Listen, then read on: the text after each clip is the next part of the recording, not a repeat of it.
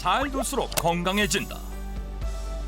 이를 위해 첫 번째로 순환파가 필요한 곳은 우리 몸에서 순환이 안 되어 막히면 돌연사까지 될 수 있는 것은 바로 혈액입니다. 혈액이라고 하는 것은 우리 몸을 순환하면서 전신에 산소와 영양소를 공급해 주기 때문에 혈액순환이 안 되면 신체 각 기관이 제 역할을 하지 못해서 건강이 무너지게 되는데요. 그래서 혈액순환 파워 식재료를 잘 챙겨 드시는 것이 무엇보다도 중요하겠습니다. 그 식재료를 찾기 위해 제작진이 달려간 경상남도 하동군. 지리산을 품고 있어 수려한 경관을 자랑하는데 과연 이곳에선 혈액순환 파워를 위해 어떤 식재료를 챙기고 있을까? 저기 사람들.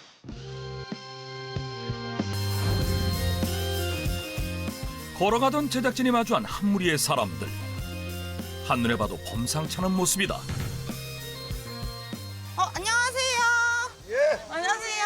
저희 그 MBN 청기누설팀인데요. 예, 예. 그 좀 혈액순환에 좋은 뭐 이런 식재료 있다고 해서 여기 내려왔거든요. 여기 많이 있죠. 혹시 좀 어디 가면 볼 수 있을까요? 잠시 뭐 따라오시면 볼 수 있습니다. 아, 그래요? 예. 오. 근데 여기 관계가 어떻게 되세요? 뭐 저희 한 입을 덮고 있습니다.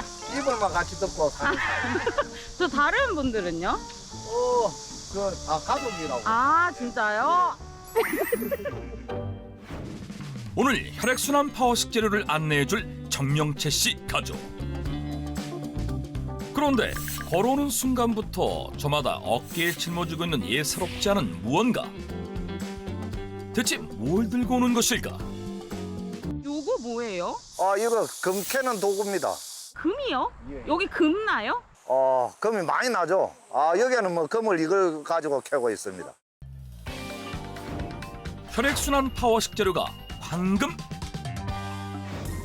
심지어 황금을 얻기 위해선 전용 도구까지 필요하다고 하는데 혹시 저 한번 만져봐도 돼요? 만져보세요. 조심해 만져야 됩니다. 이게 좀 중요하고 아주 비싼 거라서. 이게요? 예. 한 10억 좀 달란가 모르겠네. 10억이요? 10억 가지고 되겠어. 값어치로 따지면 100억도 더 되지. 건데 그 정도 해야죠. 억소리 나는 도구의 정체는? 이거는 거랭이입니다. 거랭이. 예? 거랭이. 그 세계 문화유산에 등재되면서 값어치가 그 뭐 10억의 이상은 가치가 있다고 봐야죠.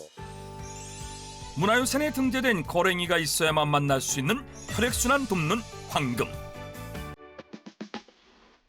그 귀하귀한 황금의 정체를 밝히기 위해 정명채 씨 가족과 함께 길을 나섰다. 그런데 잠시 후 도착한 곳은 끝이 보이지 않는 거대한 크기의 강이었는데 여기는 왜 오세요? 황금을 채취하려면 물에 들어가야죠. 물 안에 있어요? 물 안에 황금이 있습니다. 강 속에 숨겨져 있다는 황금. 이를 찾기 위해 제작진도 안전장비를 챙기고 서둘러 배에 올랐다. 그렇게 영문도 모른 채 출항이 시작되고 여기 섬진강이에요. 전라도와 경상도 사이에 있는 섬진강입니다. 낚시도 하고 그런 홍금 원작이죠 여기가. 섬진강 좀 자랑 좀 해주세요. 하계장터. 전라도와 경상도를 가로지르는 섬진강 멀고 하계장터.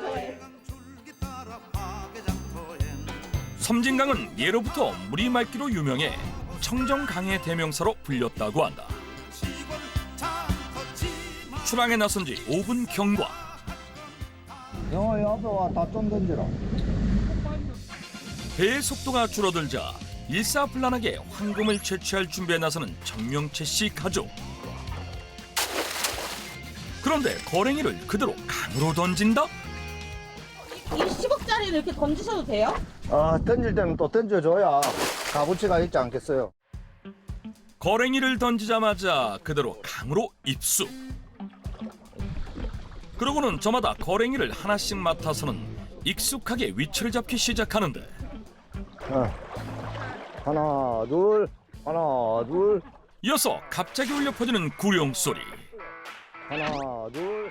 배 위에 남은 제작진은 도무지 무슨 상황인지 감조차 잡지 못하고 있는데 다 같이 약속이라도 한 듯 함께 뒤로 걷기 시작하는 정명채 씨 가족. 그렇게 1분가량 끊임없이 뒷걸음질이 이어지는 그때 완전히 노다지다 노다지.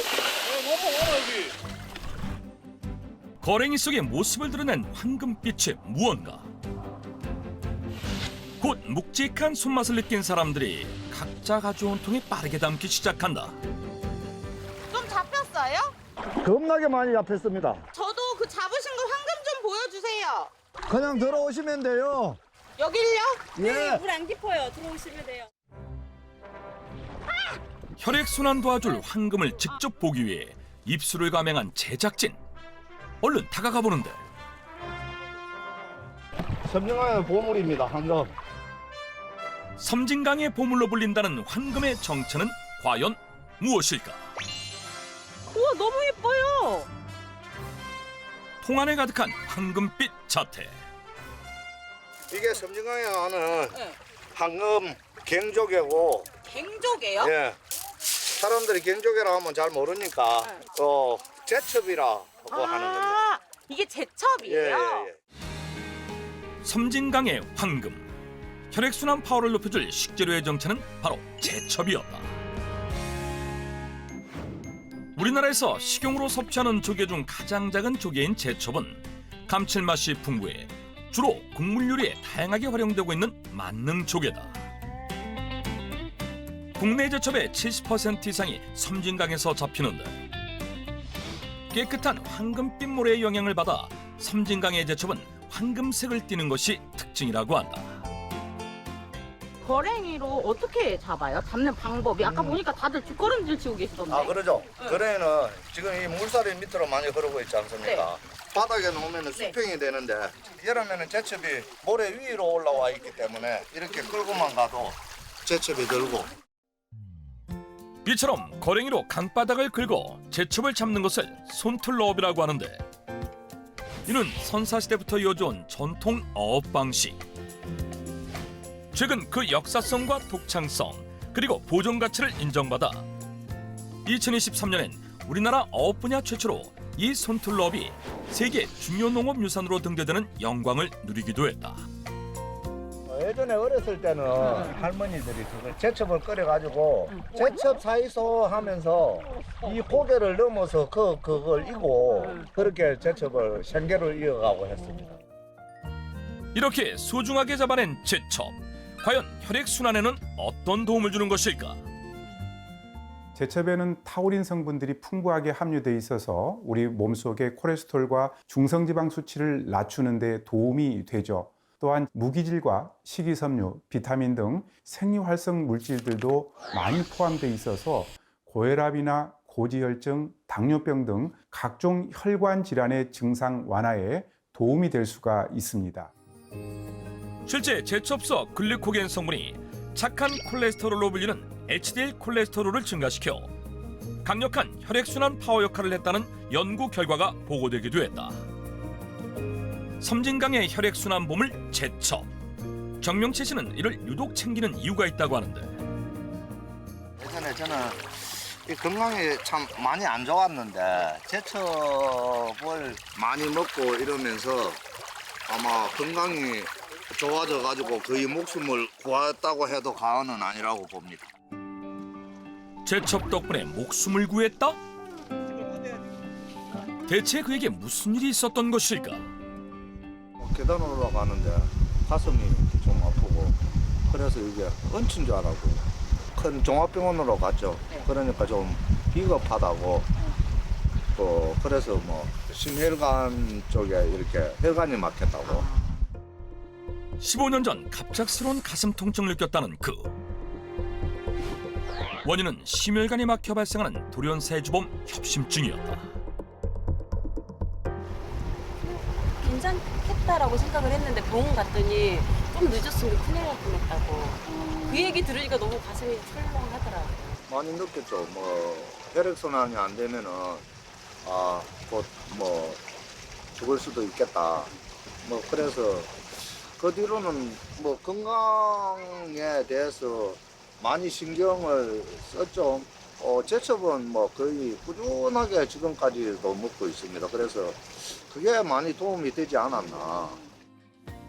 이후 혈액순환을 돕는 제첩을 꾸준히 챙긴 덕분에 협심증 재발의 위험에서 벗어나 건강한 나날을 보내고 있다고 하는데,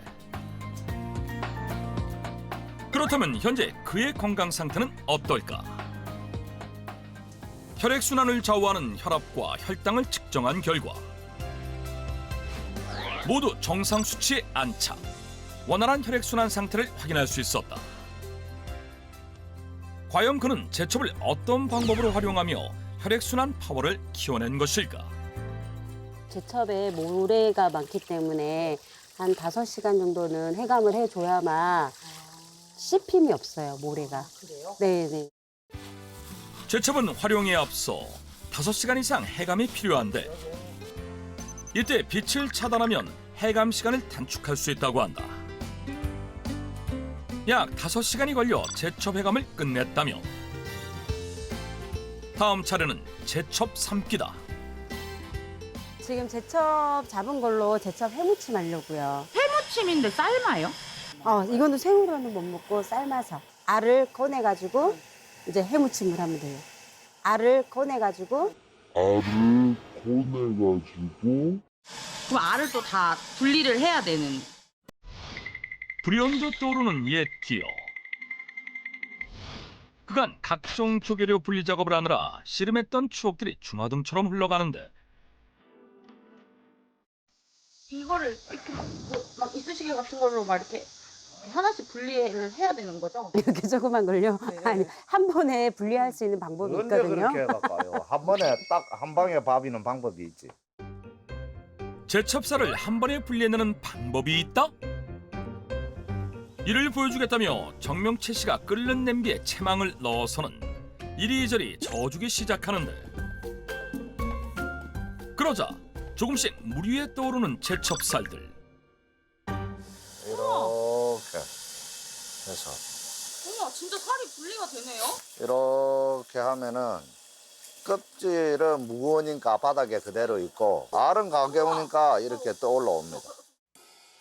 물에 뜬 제첩살은 따로 건져내 한 김 식혀주는데, 그동안 김보경 씨가 제첩 해무침에 들어갈 채소 손질에 나섰다. 신선하게 먹으려고 자주 해 먹죠. 신랑이 잘 먹어요. 밥 비벼가지고 잘 먹더라고요.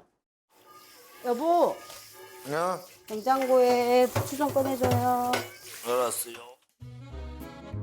제첩하면 빠질 수 없는 짝꿍 식재료 부추까지 준비되었다면 이제는 무쳐줄 일만 남았다. 고추장과 식초를 필두로 양념까지 섞어 버무려주면 혈액순환 파워를 크게 펌프해줄 제첩 해무침 완성. 여보, 맛 한번 봐줄래? 맛있는데. 제작진도 그 맛을 느껴보는데, 어때요? 맛있어요. 맛있어요? 근데 제첩 알이 생각보다 뭐 꼬들꼬들하네요. 그죠, 네, 그죠, 부드럽고. 마지막에 딱 제첩 향이 확 느껴져요. 맞아요, 맞아요. 너무 맛있어요, 진짜로. 제첩 해무침을 만들다 보니 어느새 밖에는 늦더위를 날려줄 비가 내리고 있었는데, 여보, 응? 비도 밖에 오는데 저 밖에 정자에 가가지고 제첩국이나 끓여 먹자. 그렇게 해도 되죠. 정명채 씨의 제안에 분주히 이동 준비에 나서는 사람들. 요거는 버릴게요. 아까 버리면 안 돼요. 그거. 왜요? 이거 버리지 마요. 그 제첩국 끓여 먹는 거예요. 국은 이걸로요? 예. 그 삶았던 물이니까 제첩에서 그 배인 국이니까 그걸로 제첩국을 끓여요. 제첩의 감칠맛이 고스란히 담겼기에 절대로 버릴 수 없다는 제첩 삶은 물과 함께 필요한 준비물들을 챙기고 서둘러 정자로 향했다.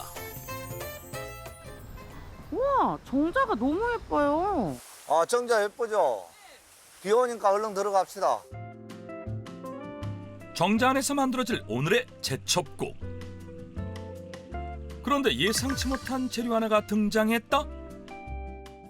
제첩국에 콩나물을 넣으면 해장국으로 시원하게 좋아요. 그냥 콩나물국만 이어도 시원하잖아요. 근데 제첩국도 굉장히 또 해장국으로 좋고 시원하기 때문에 둘이 합쳐지면 더 시원하죠. 제첩 삶은 물에 발라낸 제첩쌀을 넣어 소금 간을 한 다음 마지막으로 콩나물을 넣어 한 소끔 끓여내면 혈액순환을 시원하게 시켜줄 제첩 콩나물국 끓이기 끝! 혈액순환 파워 식재료 제첩 활용법 그 마지막은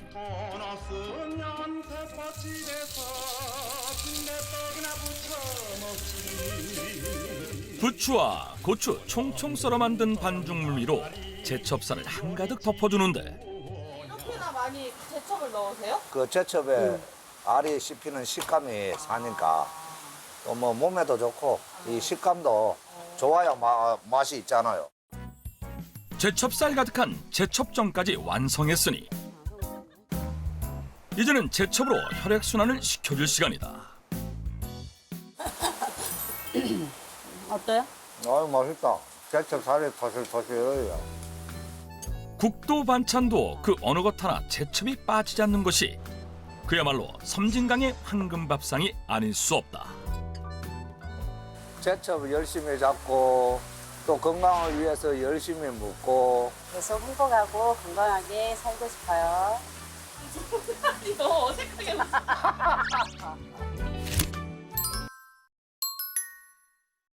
물 좀 마실 줄 아세요? 물이요? 예. 제가 낯빛이 아무리 안 좋아도 예. 물을 한 시도 잊어본 적이 없는 사람입니다. 아, 그래요? 보세요. 지금도 마시지 않습니까? 물을 좀 드실 줄 아나 모르겠네. 좀 약간 긴장하신 것 같은데. 심지어 왼손으로도 먹을 수 있어요. 물을 잘 드시네요. 예.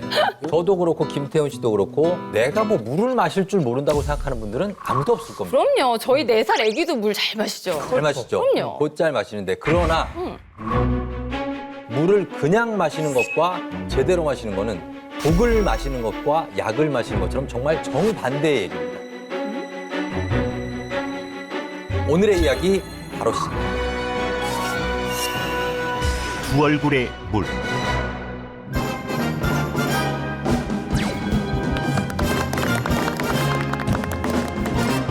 많은 사람들이 이제 물을 마시면 건강해진다. 또는 물을 마시면 살이 빠진다. 또는 물 마시면 피부 좋아진다. 많이 들어보셨습니까? 그럼요. 네. 그 얘기가 무슨 얘기냐면은 물이 우리 건강에 매우 중요하다는 사실입니다. 물이 도대체 우리 인체에 어떤 영향을 미치길래 그렇게 중요하다고 얘기할까요? 금방 태어난 아이의 몸속의 물은 90%예요. 그리고 다 자란 성인인 경우에는 70%. 연세가 70, 80, 90 되신 분들은 몸속의 물의 양이 50%. 즉 몸속에서 물의 양이 줄어 들어간다는 얘기 무슨 얘기입니까? 죽음으로 가고 있다. 죽음으로 가고 있다. 무섭다. 그래서 죽기 싫으면은 물을 좀 항상 많이 드시면 됩니다. 예. 물은 보통 우리 인체에 이제 물이 들어왔지 않습니까? 그러면 혈액과 뇌에 물이 가장 많아요. 수분의 함량이 가장 많고요. 뇌 경우는 70% 정도고요. 신장의 75%. 여러분이 보는 단단한 뼈 같은 경우에도 거의 30% 정도의 물로 구성이 되어 있는데 우리의 의지에 관계없이 호흡, 땀, 소변, 대변을 통해서 일정량의 물이 몸 바깥으로 빠져나가는 거죠. 물의 양이 점점 줄어들기 때문에 보충을 주지 않게 되면 1, 2%만 부족하더라도 벌써 피곤해지기 시작하고요. 5%, 10% 가게 되면 생명에 위협을 느낄 정도로 감기부터 암까지 우리 인간이 생각할 수 있는 모든 질병의 시작은 물 부족으로 시작된다. 매우 중요한 것이 물입니다. 어떤 물을 어떻게 어느 정도 먹느냐에 따라서 물이 독이 될 수가 있고 물이 약이 될 수가 있는데 지금 제가 지난 10년 동안에 만난 분들 중에서 물을 먹어서 건강이 좋아지신 분도 매우 많지만 물을 먹어서 건강이 나빠진 분도 제가 너무 많이 만났거든요. 그래서 독이 되는 방법을 피하고 약이 되는 물 마시는 방법에 대해서 오늘 그 비법을 알려드리도록 하겠습니다. 진짜. 현대인들이 만성 수분 부족에 시달리고 있습니다. 물 먹을 수도 있고 안 먹어도 되고 뭐. 물을 아주 우습게 생각합니다. 다이아몬드는 없어도 살지만 물은 없으면 죽어요. 그동안 몰랐던 물에 대한 진실.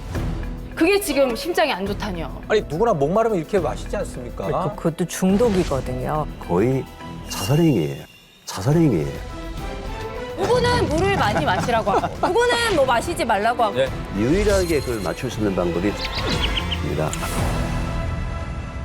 강연을 들으면서 다시 한번 물이 굉장히 중요하다는 걸 깨달았는데 근데 실제로 네. 현대인들이 만성 수분 부족에 시달리고 있습니다. 아 그래요? 네. 특히 어르신들 중에 만성 탈수가 많은데 네. 나이 들수록 이 갈증을 느끼는 센스가 좀 둔감해지거든요. 그래서 목마른 느낌을 못 갖다 보니까 물이 필요한 몸인데도 불구하고 물을 못 마시는 거죠. 실제로 한 조사에 따르면은 우리나라 성인들 중에 물을 충분히 섭취하는 사람은 약 40%에 불과했다고 합니다. 그래 절반도 안 되네. 그러니까 10명 중에 6명은 수분이 부족한 만성 탈수 상태입니다.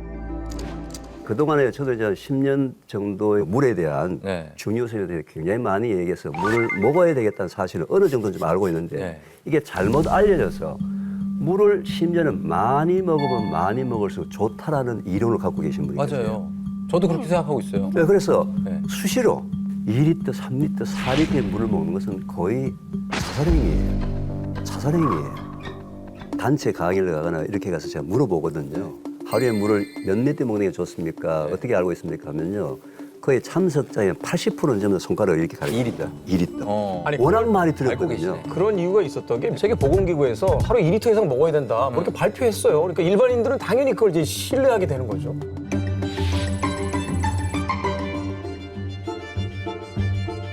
그게 틀린 겁니까? 사실은 우리 몸이 적어도 하루에 2에서 2.5리터의 수분을 섭취해야 되는 거는 맞아요. 그거는 팩트거든요. 네. 근데 사실은 우리가 먹는 음식에도 수분이 있단 말이에요. 네. 그게 채소나 과일은 거의 90%가 수분이거든요. 그렇죠. 그리고 뭐 밥에도 70%가 수분이고 네. 그렇기 때문에 알게 모르게 들어오는 수분량이 있거든요. 네.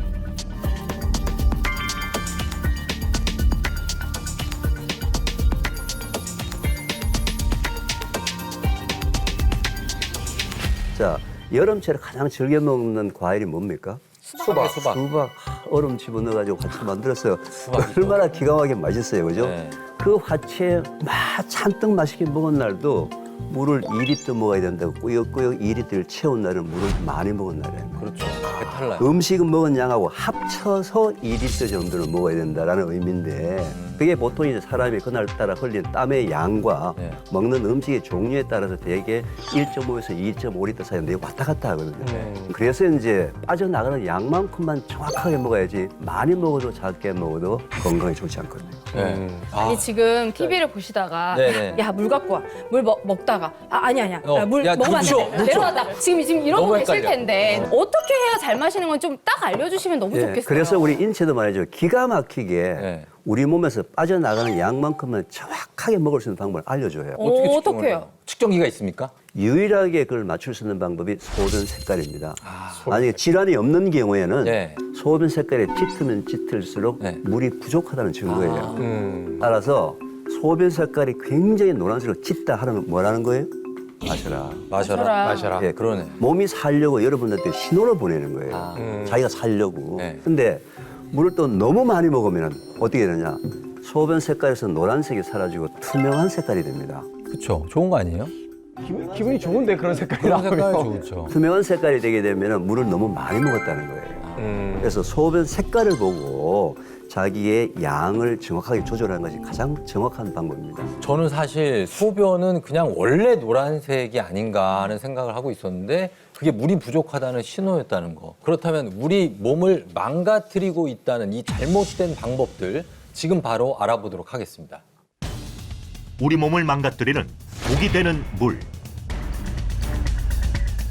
자, 여기 인체 모형을 준비했는데요. 지금 뇌, 심장, 그리고 신장까지 정말 중요한 장기들이죠. 먼저 보겠습니다. 심장부터 보겠습니다. 심장을 망가뜨리는 물, 과연 그 정체가 뭔지 봅니다.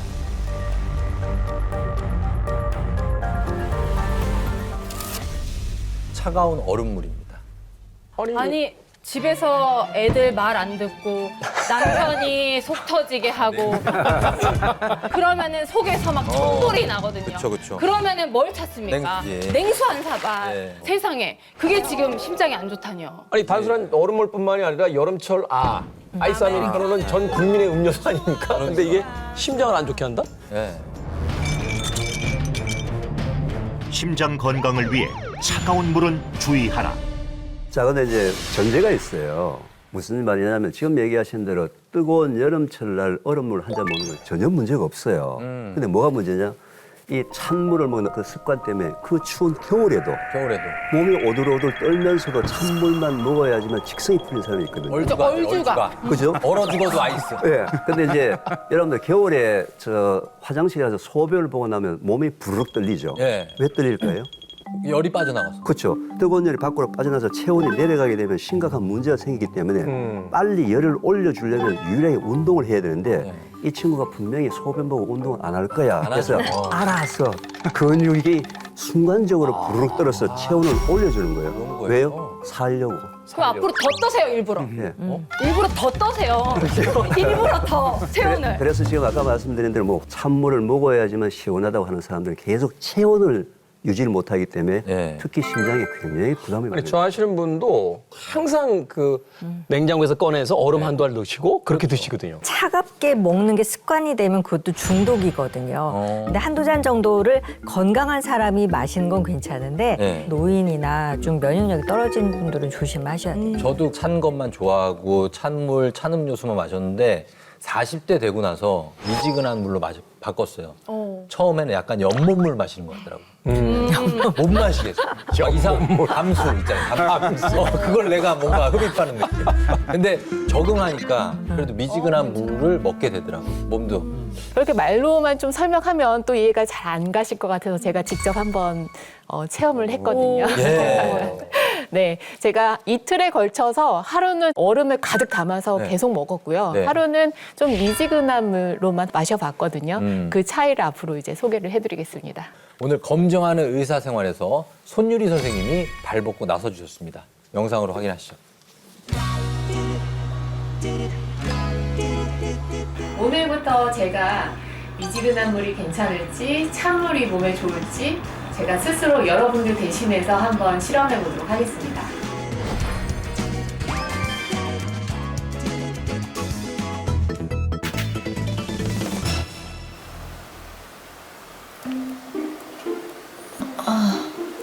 지금부터 일어나서 얼음물을 먹어보도록 하겠습니다. 야, 일어나자마자 한번 들이키는 거죠. 얼음물 한 400cc 정도 되는데 200 정도를 마시고. 근데 저만큼이나 드신다고요? 많은데? 많이 힘들겠다. 몸에서 놀랄 것 같은데. 글쎄. 그러니까 장에 탈라고 이러는 거 너무 아닐까요? 많이 마신 것 같아요. 병원에 도착했습니다. 아까 아침에 6시 30분쯤에 한 400 정도 따라놓은 거를 좀 마셨고요. 아직까지 이제 조금 밑에 얼음이 남아있는 상태라서 지금 마셔볼게요. 찬물을 한 2잔 정도 마셨는데 약간 파랗게 되면서 손이 시렵습니다. 정말 주름 추운 것 같은데. 물 2잔에 저렇게. 혈관 안 가네. 손톱까지. 계속 찬물 드시고 지금.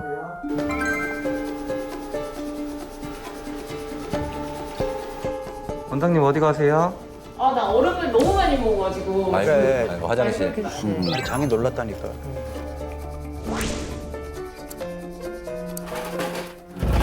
야.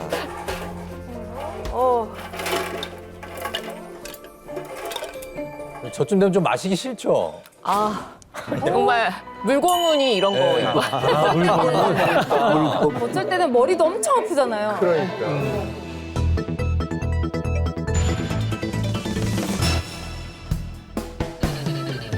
자, 이번엔 미지근한 물.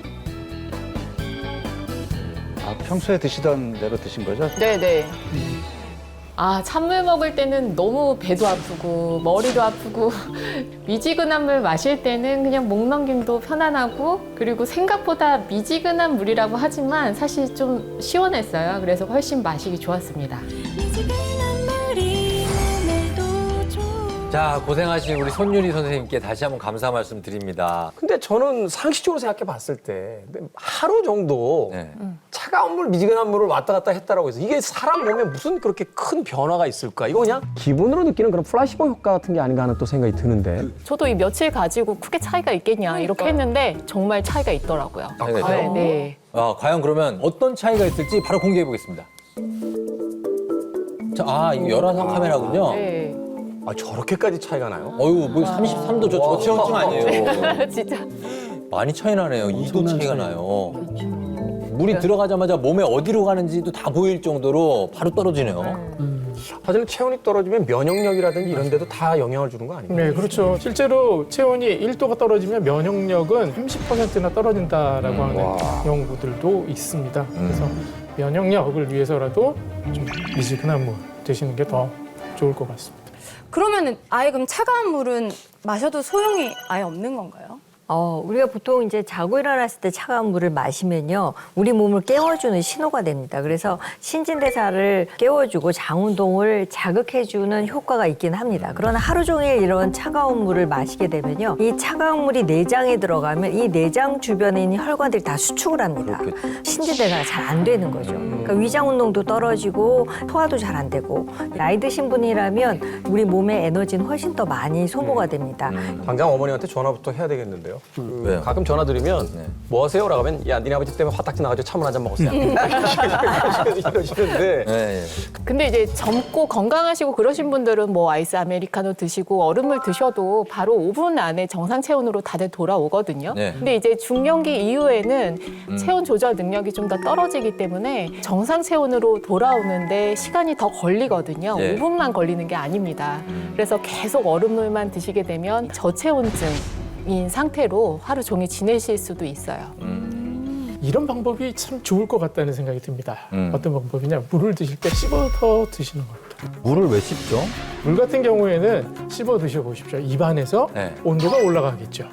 내 체온과 비슷한 온도까지 맞춘 다음에 섭취하게 되면 훨씬 더 물 흡수 속도가 빨라지겠죠. 네.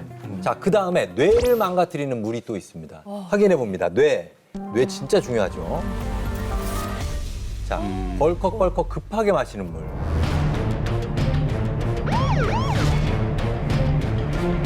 근데 이거는 글쎄 누구나 목마르면 이렇게 마시지 않습니까? 급하게 마셔서 뭐 위에 부담이 된다면 모르겠습니다만 이게 뇌로 왜 뇌에 관련이 있죠? 우리 체중의 70%가 물이라고 그랬잖아요. 그러면 60kg 사람의 몸무게 물을 따진다면 약 42리터, 70%니까요. 네. 42리터 중에 3분의 2인 28리터는 세포 안에 존재해요, 물이. 근육 안이라든지 세포 안에. 그리고 14리터 3분의 1이 세포 밖에 존재를 해요. 네. 그러면 물이 들어오게 되면은 세포 안과 세포 밖에 물이 서로 균형이 맞아야 되는데 이 균형이 맞지 않으면은 세포 안에 물이 과다하게 되면은 부종이 생기겠죠. 아, 부종. 그죠? 뇌에 부종이 생겨가지고, 그죠? 심지어 사망하는 케이스도 있거든요. 실제로 이제 세포는 체내에 있는 세포뿐만 아니라 뇌도 세포로 이루어져 있잖아요. 근데 뇌라는 거는 두개골 안에 한정되어서 있기 때문에 뇌 세포가 붙게 되면 뇌 부종이 생기고 이제 뇌 척수액이라는 게 계속 돌아다니거든요. 그 안에 물이 너무 많아지게 되면 이제 압력이 올라가면서 두통도 발생하고 심하면 구토를 하게 되거든요. 이게 더 심각한 경우에는 인지 기능에도 문제가 생길 수가 있습니다. 그럼 물을 그럼 어떻게 마셔야 되나, 선생님? 네, 그래서 그 속도, 농도가 엄청 중요하거든요. 그러니까 뇌세포한테는 자, 물 들어간다 하는 이제 신호 정도의 개념으로 이제 주면 좋겠는데 물이 너무 홍수처럼 많이 들어와 버리면 그러면은 오히려 우리 전해질 이동이나 이런 거 문제 때문에 붓거나 하는 것들도 많이 생길 수가 있어서 오히려 안 좋고, 그다음에 지금 애써 먹은 물이 빠져나가는 양을 더 많게 만들 수도 있어요. 너무 많이 벌컥벌컥 먹으면. 그 물을 보존력이 떨어져 버리잖아요. 저는 1리터를 한 번에 1리터 있잖아요. 그걸 한 번에 먹은 적도 있어요. 오늘 거를 다 먹어놓자. 물을 분량을 진짜로 500ml는 우습고 1리터 한 번에. 그리고 이제 물 안 먹고. 그렇기 때문에 종이컵 기준으로 가볍게 담은 정도 한 번 먹을 때 그렇게 먹으라고 권장을 하고 있는데 200ml? 150에서 200ml? 그러니까 꽉 채우면 200이니까 100에서 150. 그러니까 그 이상 한꺼번에 먹진 않았으면 좋겠다라고 생각이 드네요. 자, 마지막으로 신장. 신장을 망가뜨리는 주범 과연 뭘까요? 보겠습니다. 신장은 신장은 물 대신 커피와 차. 진짜 많죠, 이런 분들. 신장 건강을 위해 커피와 차는 주의하라. 저희 엄마만 해도 저번 달에는 뭐 많이 부으셨다고 옥수수 수염차를 한가득 끓여가지고 그냥 한 달 내내 드시고 몸에 좋은 거 아닌가요? 또 좋다고 하니까. 그쵸, 좋은 차라는 차는 다 이렇게 물처럼 그냥 계속 끓여서 드시더라고요. 차가 잘못됐다는 것보다도 차를 끓이는 재료 자체가 말이죠. 약재가 많아요. 근데 약재의 특징이 뭡니까? 많이 먹으면 안 되는 거거든요. 근데 본인이 얼마나 많이 먹는지를 컨트롤할 수가 없잖아요. 못하죠. 얼마나 주전자의 양을 넣었는지. 커피도 그 속에 카페인은 우리 몸속에서 물을 빼내는 이뇨작용을 합니다. 어떤 분들은 뭐 맥주 먹으면 어떠냐 핑계대기 위한데 맥주 속에 포함된 알코올도 이뇨작용이거든요. 그다음에 아이들이 그렇게 즐겨 먹는 주스 속에 포함된 모든 과당도 다 이뇨작용을 하거든요. 그래서 물 이외의 모든 차는 차니까 차같이 즐기십시오. 그걸 먹지 말라는 얘기는 아닌데 대신 차는 차같이.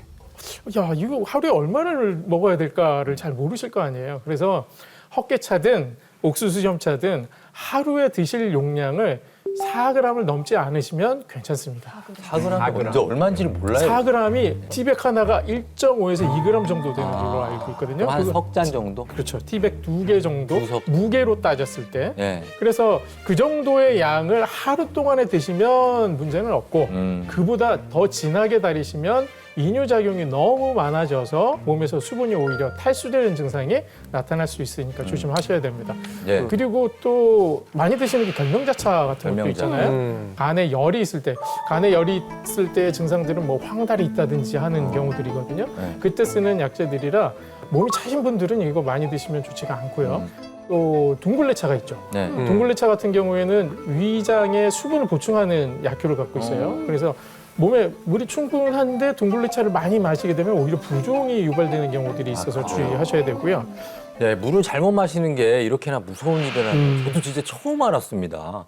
자, 여러분도 그러시죠? 저희한테 선생님들이 이렇게 겁을 잔뜩 주셨으면 이제는 해결책도 알려주셔야 됩니다. 자, 도대체 물 어떻게 마셔야 되는 겁니까? 물은 갈증을 느낄 때 먹는 것이 아니고 저는 개인적으로 시간을 정해놓고 한번 먹어보자. 시간을 정해놓고 어느 시간에요? 첫째, 식사 30분 전에 물 한 컵. 식사 2시간 뒤 물 한 컵. 잠자기 1시간 전 물 한 컵. 그럼 하루에 몇 컵입니까? 3컵. 우리 하루에 한 끼밖에 안 드세요? 오, 당했다. 한 끼밖에 안 드세요? 9컵. 아니 하루에 9컵. 아니 도대체 몇 끼를 먹길래? 몇 컵이야? 보세요. 자, 밥 먹기 30분 전에 한 컵. 밥 먹고 2시간 뒤에 한 컵. 하루 3끼 먹으면 6컵. 6컵이에요? 잠자기 1시간 전 한 컵, 7컵. 아침에 일찍 일어나면은 아침 공복에 한 컵. 7컵 내지 8컵을 시간에 맞춰서 한번 먹어보는데 식사 30분 전에 물 한 컵은 위나 장에 물을 공급해서 굉장히 소화가 잘 되게 만듭니다. 그다음에 식사 2시간 뒤에 물 한 컵은요. 위에 들어와서 음식이 머무는 시간이 약 2시간 뒤에야. 그때 물 한 컵은 장에 물을 충분히 공급하거든요. 취침 1시간 전에 물 한 컵은요. 아침에 일어나는데 첫 수업이 노란 색깔이다. 그럼 잠자는 그 긴 시간, 7시간, 8시간 동안에 수분 부족으로 에너지가 제대로 공급이 회복이 안 돼가지고 아침에 일어나서 피곤한 거예요.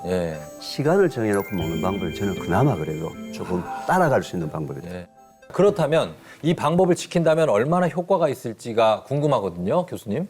그렇죠. 물을 이제 제대로 마시면 실제로 어떤 효과가 일어날지 상당히 궁금해하잖아요. 효과를 좀 보여주기 위해서 신청자를 직접 받아서 직접 체험하는 시간을 좀 가져봤습니다. 자, 이분한테 이계호 교수님이 추천한 마시기 좋은 특별한 물을 알려드리고 5일간 챙겨서 드셨다고 하거든요.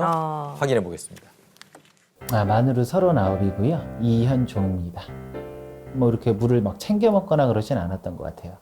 한 3-4잔? 뭐 밥 먹고 한 잔, 아침 먹고 한 잔, 점심 먹고 한 잔, 저녁 먹고 한 잔. 그런 분들이 많아요. 한 3-4잔만 드시는 분들. 없는 경우가 아니에요. 그 저희 집안이 다 가족력이라서 어머니, 아버지, 뭐 할머니, 누나, 저 다 당뇨인데요.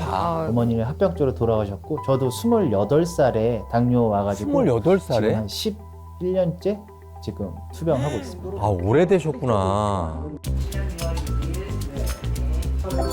체열도 하고요.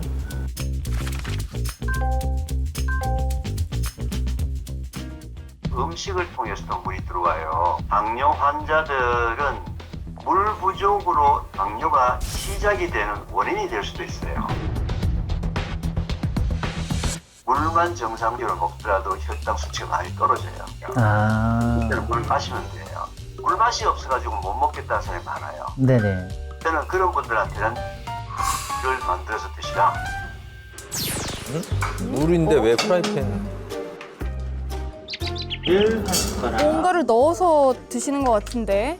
오늘은 들어서 먹어볼 건데요. 뭐죠? 저게 뭐죠? 아, 뭐 특별한 물이 있는 것 같네요. 그러게요. 살짝 좀 볶아주시면 돼요. 수분기가 좀 날아갈 때까지 살짝 정도만 볶아주시면 되고요. 수분기가 날아갈 때까지 볶으라는 거 보니까 약간 곡물 쪽이 아닌가 하는. 네. 네, 어느 정도 좀 볶았다 생각하시면 이렇게 미지근한 물을 만들어서 하루에 한 2리터 정도씩 먹는데요. 맛이 궁금한. 우선 한 번씩 좀 입에 머금고 먹게 되더라고요. 그리고 약간 들어가서 약간 좀 구수한 맛도 좀 나는 것 같고요. 뭐지? 누룽지 같은 건가? 잘 챙겨 드셔야 되겠어요. 밖에서도. 씹어 드시고, 예, 음미하면서. 아무래도 봐도 평상시보다는 제가 좀 물을 더 많이 먹었었던 것 같거든요. 그렇다 보니 뭐 화장실도 좀 자주 갔었던 것 같고. 아예 피부 톤이 좋아지셨나요? 혈색이 좋아지셨어요. 그러네, 톤이 좋아지셨나요? 와. 피 검사했는데 결과가 더 좋으면 가족을 위해서라도 꾸준히 시행할 생각입니다. 아, 결과가 어떻게 나올까요?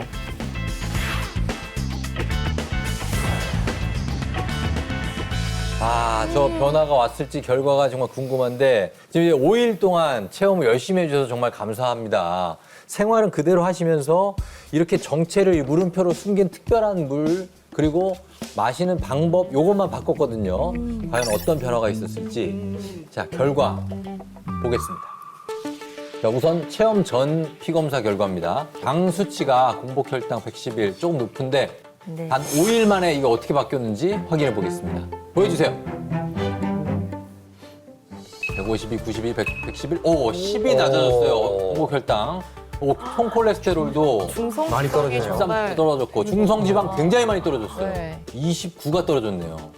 자, 어떻게 이렇게 다 낮아질 수 있는 거죠, 선생님 수치가?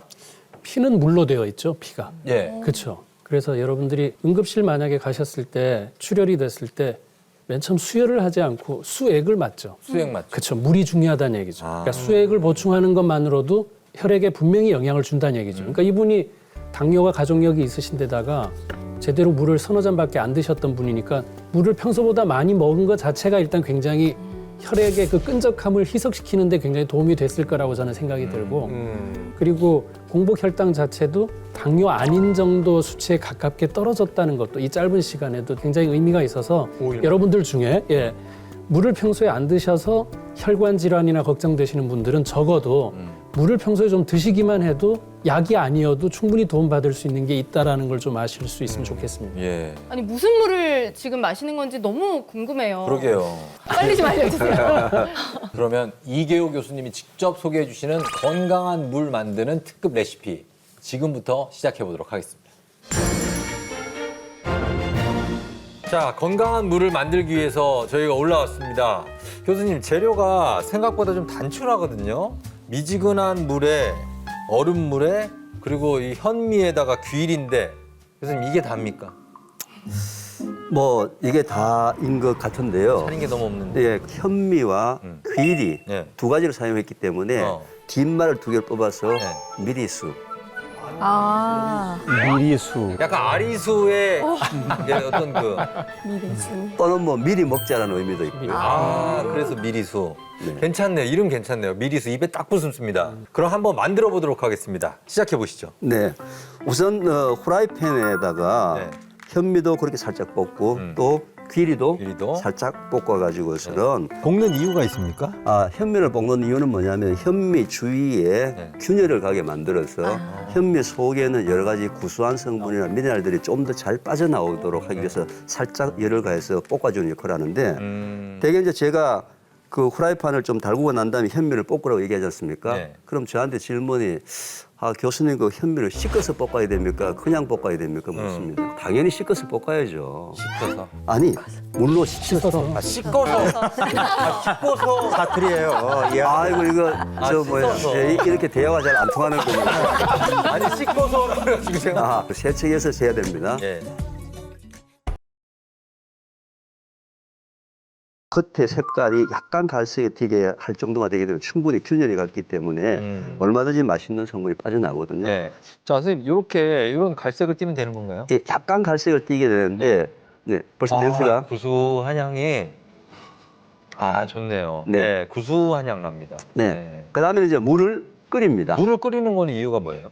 물 속에 포함되는 여러 가지 유해 물질들 중에서도 특히 발암 물질 같은 경우는 끓이는 과정이 다 날아가기 때문에 반드시 물은 끓여서 드시는 것이 좋습니다.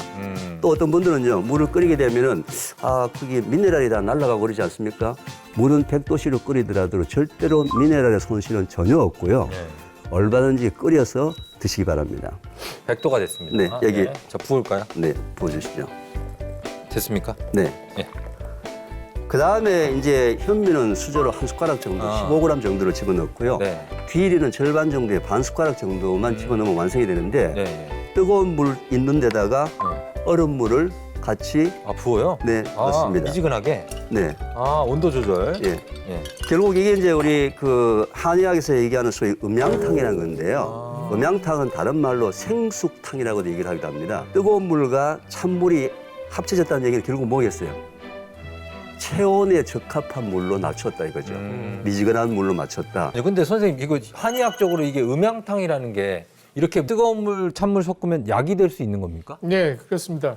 음양탕, 생숙탕, 맞는 말씀이시고요. 네. 동의보감에 나오는 물인데 대류 현상을 이용한 건데요. 위장을 튼튼하게 할 수 있는 물 이렇게 소개를 할 수가 있습니다. 제가 이제 이 방법을 얘기하고 난 다음에 보통 한 2, 3개월 뒤에 저한테 문의 전화가 옵니다. 어떤 문의요? 자, 교수님이 하라는 대로 했는데 설사가 나기 시작했다. 그러면 안 되잖아. 부작용인가요? 네. 미리수가 설사를 유발한다? 설사가 나는 분의 거의 대부분 다는 현미가 도정한 지 6개월이 지난 분들이에요. 오래된 건 안 돼요? 네, 현미가 도정한 지가 오래되면 오래될수록 현미가 산패가 일어나기 때문에 특히 장이 좀 약하신 분들은 금방 민감하게 반응을 하거든요. 그래서 금방 도정한 현미로 하시게 되면 얼마든지 맛있는 건강한 물을 드실 수가 있습니다. 자, 다 완성됐거든요. 이제 미리수 이거. 미리수 여러분 하나씩 드렸습니다. 맛을 보시죠. 예. 자, 이게 미지근해요. 구수한 향이 납니다. 고소한데요. 고소하다.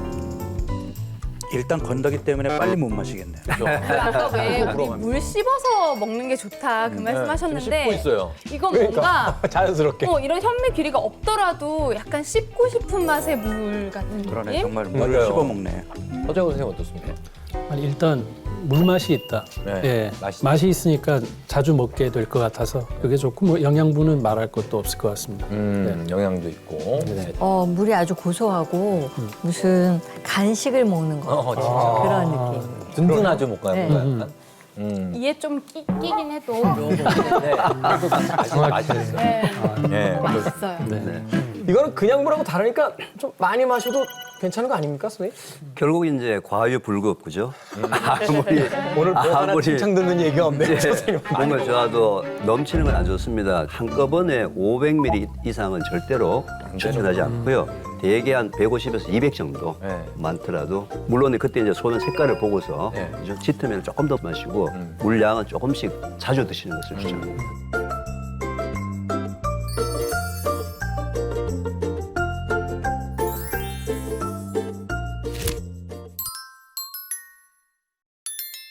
와, 색깔이 너무 예쁘다.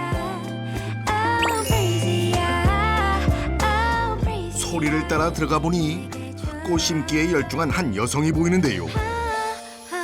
이분이 바로 오늘의 건강인 최연희 씨입니다.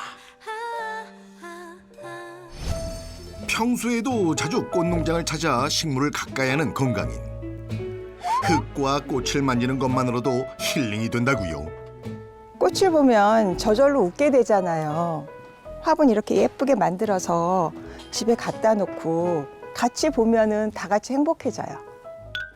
그런데 이때 분갈이를 하면서 발을 들었다 놨다 쉴 새 없이 움직이는 모습인데요. 까치발 운동은 하체 근력 단련하는 데 아주 좋아요. 공간 구애를 받지 않고 어디서나 할 수 있거든요. 좋아하는 식물을 심으며 운동까지 건강한 습관을 유지하고 있는 최연희 건강인. 그녀가 건강관리에 노력하는 데에는 이유가 있답니다. 한 5년 전쯤에 이렇게 피곤한 게 말이 되나 싶을 정도로 하루 종일 피곤하고 뭘 해도 피곤하고 거기다가 손발도 붓고 그다음에 온몸이 안 아플 데가 없이 이렇게 쑤시는 거예요. 그때는 나이가 먹어서 그런가 보다 그렇게 처음엔 생각을 했는데 시간이 지나도 나아지질 않더라고요. 병원에 가서 검사를 했더니 당 수치가 200이 넘게 나온 거예요. 그래서 너무 놀래가지고 큰일 났다 싶었죠. 어느 날부터 식사만 하면 치솟는 혈당 앞에 원인도 모르고 답답하기만 했는데요. 저는 뭐 특별하게 제한을 두는 거 없이 밥도 그냥 흰쌀밥에 늘 먹던 대로 뭐 그냥 먹었을 뿐인데 갑자기 왜 나한테 당뇨라는 병이 생겼지 하는 의문은 생기게 됐어요. 그런데 이제 의사 선생님이 그런 말씀을 하시더라고요. 제가 먹는 음식 중에 숨은 당이 있다. 그런데 저만 그렇게 먹는 게 아니고 저의 가족들도 다 그렇게 똑같이 먹기 때문에 가족들도 그러면 위험한 거 아닌가 싶어서 충격을 좀 받았죠. 설상가상 혈당이 오르며 체중까지 10kg이 늘면서 건강에는 인생 최대 위기를 맞았습니다. 이대로 포기할 수 없던 건강. 평생 해왔던 생활 습관을 과감히 버리고 건강 개선에 매진을 했는데요. 그렇게 5년이 지난 지금 건강인의 혈당은 정상을 유지하고 있습니다. 그렇다면 혈당 안정화에 성공한 건강인의 비밀은 무엇일까? 당뇨병 개선의 실마리를 풀기 위해 일상을 함께 했는데요. 그 시작은 바로 아침 식사에 있었습니다. 폭식과 과식을 막기 위해 아침 식사는 거르지 않는데요. 메뉴는 간편하게 먹되 혈당을 생각해 빼놓지 않는 게 있습니다. 아침에는 항상 간단하게 먹는 편인데 파로 요거트를 먹고 있어요. 파로가 저당 곡물인데다가 고소하고 씹는 맛이 있어서 요거트에 넣어 먹으면 든든해요. 무가당 요거트에 삶은 파로를 더한 아침 식단. 건강인이 챙기는 파로는 과연 무엇일까요? 엠머밀이라고도 불리는 파로는 수천 년 전부터 재배된 고대 곡물로 주산지가 이탈리아의 토스카나 지역으로 알려져 있습니다. 또한 고도가 높고 건조한 기후에서 자라는 만큼 영양이 풍부하며 로마 시대에는 화폐로 사용될 만큼 그 가치가 높게 평가되어 왔습니다. 파로 속에는 혈당 조절을 돕는 저항성 전분과 항산화 물질을 비롯한 약 60여 가지의 영양소가 함유되어 있습니다.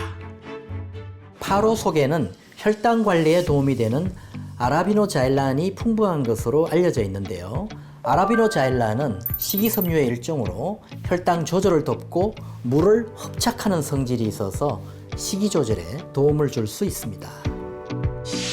실제 동물에게 파로에 함유된 아라비노자일란을 섭취하게 한 결과 식후 혈당 수치를 둔화시켰고 대사증후군 환자의 급성 포도당 및 인슐린 반응, 배고픔 감소에 도움이 된다는 것이 확인됐습니다. 소박하지만 영양 가득한 아침 식사를 끝낸 후 언니 왔나 보다. 누군가 건강인을 찾아왔습니다. 언니 어서 와. 날씨 많이 풀렸지? 그래, 많이 풀렸다. 봄은 봄인가 봐. 그렇지. 마트에 가보니까 딸기가 너무 좋아. 그래서 너 생각나서 딸기 하나 사왔네. 정말? 내가 비닐봉지 보니까 생각나는 운동이 있어. 재미있는 운동 하나 알려줄게. 그래. 잠깐 기다려봐. 짠! 언니, 이거만 있으면 되거든? 궁금하다, 뭔지. 이게 간단한 운동 도구야. 양 맛있는 것처럼 한번 신어봐봐. 양말 신듯이 쓰는 거예요. 집에 흔히 있는 비닐봉지로 무슨 운동을 하려는 건지 궁금한데요. 내가 하라는 대로만 하면 돼. 뒤꿈치를 들고 앞뒤로 흔드는 거야. 이렇게 앞뒤로. 잘 미끄러지고 재밌는데? 이게 하체에 근력이 엄청 강화되는 운동이야. 비닐봉지를 신은 발을 밀고 당기며 허벅지 근력을 강화하는 동작인데요. 내가 그 다음 동작 알려줄게. 일단 마주봐야 돼. 무릎을 살짝 구부려봐. 트위스트 알지? 별다른 기술 없이 앞, 뒤, 좌우로 번갈아가며 트위스트 춤을 추는 두 사람. 비닐봉지 효과 생각보다 대단합니다. 비닐이 2장만 있으면 하체 운동 끝내주는데? 그치? 비닐봉지를 활용한 근력 강화 운동을 하는 건강인. 혈당 관리에 어떤 도움이 될까? 혈당을 효율적으로 낮추기 위해서는 허벅지 근육을 단련하는 게 도움이 될 수 있습니다. 그 이유는 허벅지 근육 양이 많을수록 포도당 소모가 많아지기 때문인데요. 비닐봉지를 활용한 하체 운동의 경우 허벅지 및 종아리 근육 등을 단련시켜 하체 근육량 강화는 물론 혈당 관리에 도움이 될 수 있습니다. 자, 아침부터 신나게 즐겼으니 출출할 법하죠. 건강인이 운동만큼이나 신경을 쓰는 것이 바로 먹는 음식입니다. 너 밥하는구나. 언니, 이게 저당 곡물인 파로라는 건데 밥을 해서 먹으면 포만감도 있는 것 같고 거기다 당 지수가 비교적 낮아서 혈당 관리에 도움이 될 수 있다고 해서 꾸준히 먹고 있어. 파로밥이 되는 사이 같이 먹을 음식 준비를 하는데요. 지인이 사온 딸기를 활용한 샐러드입니다. 포만감을 주기 위해 토핑으로 삶은 파로를 얹어서 마무리하면 완성! 순식간에 푸짐한 한상이 차려졌는데 윤기가 좌르르. 어우, 맛있겠다. 이야, 참 맛있겠다. 금방 뚝딱 한 상 차렸네. 언니 시장하죠? 빨리 드세요. 잘 먹겠습니다. 운동 후 땀 흘리고 먹는 밥이 세상에서 가장 맛있죠. 말도 없이 먹는 데 열중한 건강인과 지인. 파로밥 입맛에 맞아요? 부드러운데? 까끌까끌한 줄 알았는데 뭐가 톡톡 튀고 아주 좋아. 괜찮죠? 근데 나 아는 사람은 당뇨가 심한데도 일반식을 계속 먹어. 그거를 포기를 못 하더라고. 언니 식단을 바꾼다는 게 참 힘들어요. 그래서 나도 그때 당이 엄청 올라갔었잖아. 근데 밥만 파로밥으로 바꾸고 난 다음부터 그때부터는 좀 혈당이 조절되는 것 같아. 그리고 일반식 할 거 다 하면서 먹으니까 스트레스가 좀 덜해요. 나도 이참에 파로 한번 먹어봐야겠다. 혈당 관리는 장기전이라 꾸준히 관리해야 돼요. 파로는 저당 곡물로 탄수화물 함량이 적고 단백질은 풍부한데요. 파로 속 탄수화물 함량은 100g당 69.3g 수준으로 쌀이나 보리보다 낮은 것으로 알려져 있습니다. 또한 단백질은 100g당 14.6g으로 높은 편이어서 근육량 유지와 함께 체중 및 혈당 관리에 도움을 줄 수 있습니다. 또한 파로 속에는 혈당과 노화 방지에 도움이 되는 파룰산이 풍부한데요. 파룰산이 항당뇨 역할과 손상된 세포를 복구하며 피부 노화에 도움이 되는 것이 연구로 입증되었습니다. 식사 후 2시간이 흘렀는데요. 치솟던 혈당이 현재는 안정됐지만 수시로 식후 혈당을 체크하며 관리의 고삐를 늦추지 않는 건강인. 112 정상이네. 다음 날 건강인이 눈을 뜨자마자 가장 먼저 하는 일은 바로 공복 혈당 체크입니다. 공복 혈당은 당뇨병 관리의 지표이기 때문에 체크를 하면서 현재 상태를 파악하고 있습니다. 98 오늘도 정상이네.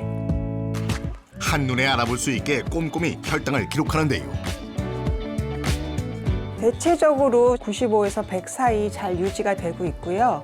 1월 달도 보면은 2월이랑 거의 비슷하게 유지가 되고 있어요. 날이 따뜻해지며 야외 활동을 늘린 건강인. 그런데 걷는 모습이 조금 특이합니다. 이리저리 왔다 갔다 하는데요. 이유가 있는 걸까요? 몸의 균형을 잡고 지그재그로 걸으면 관절에도 부담이 덜 가고 그리고 허벅지 근육 단련에도 도움이 돼서 꾸준히 하고 있어요. 가뿐히 아침 운동을 끝낸 후 한숨 돌리는 건강인. 집에서 미리 준비해온 도시락으로 출출함을 달래는데요. 메뉴는 건강인표 8호 주먹밥입니다. 8호는 과다 섭취 시 복통, 설사가 유발될 수 있으므로 하루 권장량 이내로 드시는 것이 좋습니다. 제가 살펴본 체연이 건강인이 혈당 쇼크를 막고 체중 감량에 성공할 수 있었던 비결은 혈당 급상승을 막기 위해 주기적으로 혈당 수치를 확인하는 것과 함께 허벅지 근육 강화 운동을 꾸준히 하는 것인데요. 여기에 저당 곡물인 8호를 섭취하며 식단 관리를 꾸준히 했던 것이 도움이 됐을 것으로 보입니다. 혈당 급상승을 막고 혈당 안정과 체중 감량에 성공한 최연희 건강인. 앞으로도 건강하고 당당한 삶 유지하시길 응원할게요.